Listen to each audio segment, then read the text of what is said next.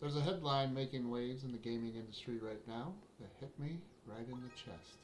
It's an article from GamesIndustry.biz and it reads, "Nobody's making games for the retired people. The growing yet underserved market for gray gamers." Now look, I'm staring right at that. And watching all the flashing lights and explosive trailers coming out this summer showcase, I have to tell you the industry isn't just ignoring us. They fundamentally misunderstand how we want to play, or at least how I want to play. Analysts love to talk about the 40 and older demographic like we're some newly discovered species. They look at us and see a multi-billion-dollar market with disposable income and lifetime gaming literacy. But then, what do they build for us? Another live service treadmill. The article points out something brilliant though. Modern gaming completely penalizes you if you have a life. If you take 2 weeks off to spend time with your family, you come back, look at a massive convoluted armor stack grid or a live service checklist, and you feel like you just walked into a second job. We don't really want a second job, but that doesn't mean we want to sit back and play passive, slow puzzle menus all day either. So to understand where I'm coming from, you have to look at my own gaming history. I've been doing this since the early days. My journey started on an original Pong console, connected to a heavy tube TV. I grew up playing Super Mario Bros. 2, sitting back with slower calculated sports games like Arnold Palmer Tournament Golf on the Sega Genesis.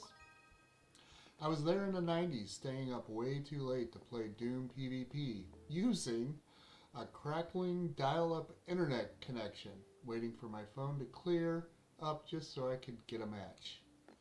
I've been through every evolution of this hobby. I don't hate competition, and I don't hate strategy. I actually love strategy card games like Magic, Arena, or Hearthstone because they are highly interactive living puzzles. And when I want real-time gameplay, I don't look at modern flashy battle royales. I've spent a chunk of my gaming life in World of Tanks because it's tactical, it's about positioning, armor angles, patience, and watching and matching wits. I love iRacing for the exact same reason. It requires complete focus, muscle memory, and precision. Heck, right around the time the first Destiny launched, I started putting a bunch of hours into farming simulator games. Talk about an incredible real-time, meditative, slow burn. And when I just want to place to completely go and relax, I load up a game like Dorfromantik, which is what you're seeing behind me. And it's a beautiful, peaceful puzzle landscape you're seeing right now. It is pure, stress-free zen. You rotate hexagonal tiles, connect forests, rivers, and villages at your own pace, and let the outside world fade away. Those games prove that gameplay doesn't have to mean jumping around like a hyperactive rabbit. But when it comes to massive RPGs and online worlds, I want to inhabit them. I want to swing the sword, explore the dungeon, and feel the atmosphere in real time. I just want the gameplay to be deliberate and mindful, not a high-speed reflex test. So today, let's look past the mainstream hype and talk about the upcoming games that actually respect our intelligence, our time, and our love for true emotion. Let's start with the indies, because that's where the real soul of gaming seems to be hiding right now. If you missed the golden era of online worlds, make sure you're watching out for Monsters and Memories. This is a real-time indie MMORPG built specifically to recapture the magic, danger, and community of classic games from 25 years ago. It's like EverQuest, but with a modern, fresh twist. Similar to what we love about the classic outdoor, self-found grit of old-school progression, but built from the ground up by developers who care about depth over monetization. There are no automated map markers flashing in your face, no hand holding. It's a real time world where you actually have to stop, sit down, and talk. It lets the world breathe.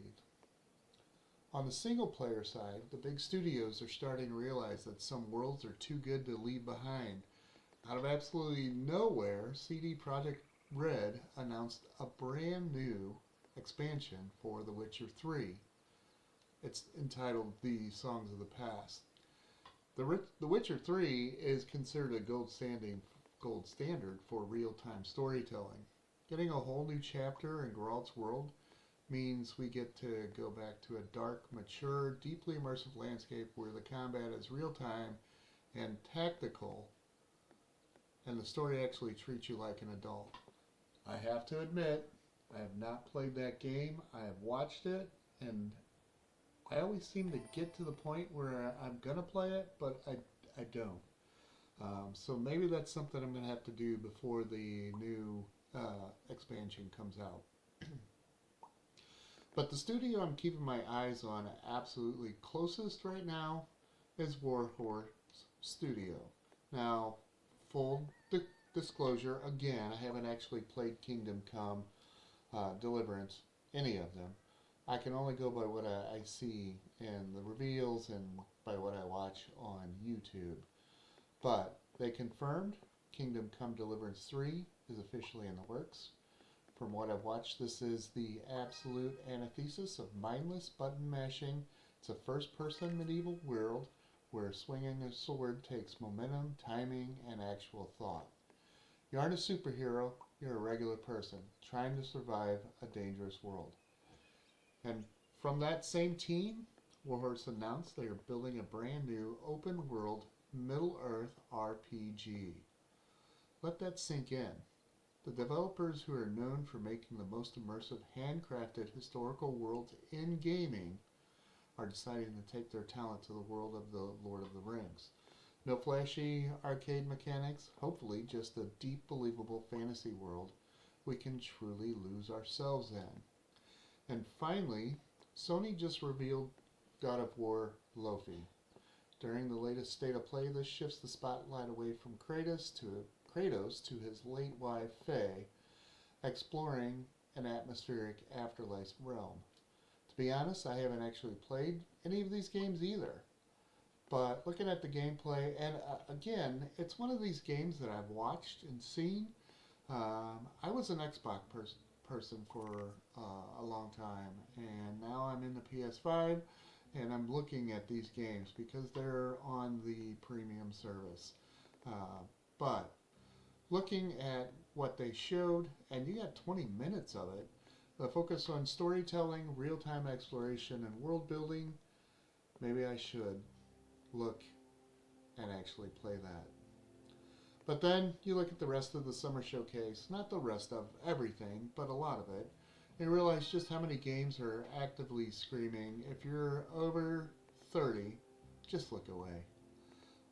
Let's talk about the shooter and horror lineups coming out. You have Doom, The Dark Ages marathons out, and so many different competitive looter shooters. It's all hyper twitch, flashing lights, and breakneck speed.